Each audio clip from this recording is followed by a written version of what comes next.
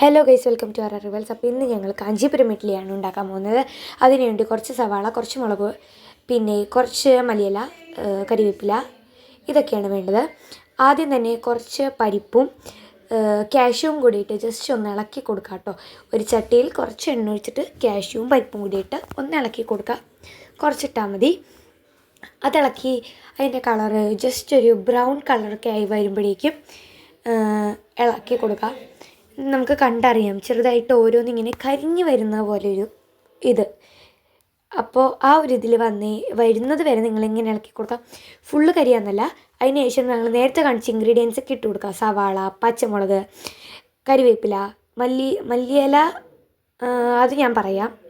അതിട്ടിട്ട് നന്നായിട്ട് ഇളക്കുക. പിന്നെ കുറച്ച് ജീരകം, ഇതൊക്കെ ഇട്ട് നന്നായിട്ട് ഇളക്കുക. അപ്പോഴേക്കും ഞങ്ങളുടെ ഈ പരിപ്പിൻ്റെ കളറൊക്കെ ഏകദേശം മാറിയിട്ടുണ്ടാവും.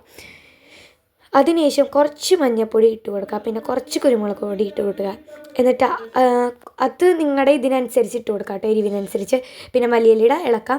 പിന്നെ ഞങ്ങൾ ഓൾറെഡി മാവ് ചെയ്ത് വെക്കണം. സാധാരണ ഇഡ്ഡലി മാവ് ഉണ്ടല്ലോ, അത് ചെയ്ത് വെക്കാം. അതിനകത്ത് ഈ ചെയ്ത മിക്സ് ഇട്ട് കൊടുക്കുക കേട്ടോ. നന്നായിട്ട് ഇളക്കുക. ഇളക്കിയതിന് ശേഷം ഞങ്ങളുടെ ഇഡ്ഡലി തട്ടിലോട്ട് സെറ്റ് ചെയ്ത് വെക്കുക കേട്ടോ. ഞങ്ങൾ ആദ്യമേ ഇതൊന്ന് പരീക്ഷിച്ചിട്ടാണ് ഞാൻ വീഡിയോ എടുക്കുന്നത്. ഓക്കെ ആയാൽ വീഡിയോ സെറ്റ് ചെയ്താൽ മതിയല്ലോ എന്ന് ഓർത്തിട്ട്.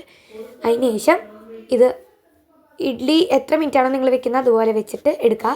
അതിന് ശേഷം ഇനി ഞങ്ങൾ ചട്നിയാണ് ഉണ്ടാക്കാൻ പോകുന്നത്. ആദ്യമേ തന്നെ കുറച്ച് സവാള എടുത്തിട്ട് വാറ്റി കൊടുക്കുക കേട്ടോ. എന്നിട്ട് കുറച്ച് മുളക് പൊടി, പിന്നെ കുറച്ച് ഉപ്പ് ആവശ്യത്തിന് ഇട്ട് കൊടുക്കുക. പിന്നെ കുറച്ച് തക്കാളിയൊക്കെ ഇട്ട് നന്നായിട്ട് വാറ്റി കൊടുക്കുക. എന്നിട്ട് ഇത് കുറച്ച് നേരം ആറാൻ വെക്കണം കേട്ടോ. നന്നായിട്ട് ചൂടാറണം. വരയ്ക്കാനുള്ളതാണ്. അപ്പോഴേക്കും ഞങ്ങൾക്ക് ഇഡ്ഡലി സെർവ് ചെയ്യാം. അതിന് ശേഷം അരച്ചെടുക്കുന്നുണ്ട് കേട്ടോ. അരച്ച് കഴിഞ്ഞ് കഴിയുമ്പോൾ ഞങ്ങളുടെ ഫുഡ് റെഡി ആയിട്ടുണ്ട്. അപ്പോൾ നല്ല ടേസ്റ്റ് ആയിട്ട് എനിക്ക് ഭയങ്കര ഇഷ്ടപ്പെട്ടു. വീഡിയോ ഇഷ്ടപ്പെട്ടാൽ ലൈക്ക്, ഷെയർ, സബ്സ്ക്രൈബ് ചെയ്യാൻ മറക്കല്ലേ. ബൈ.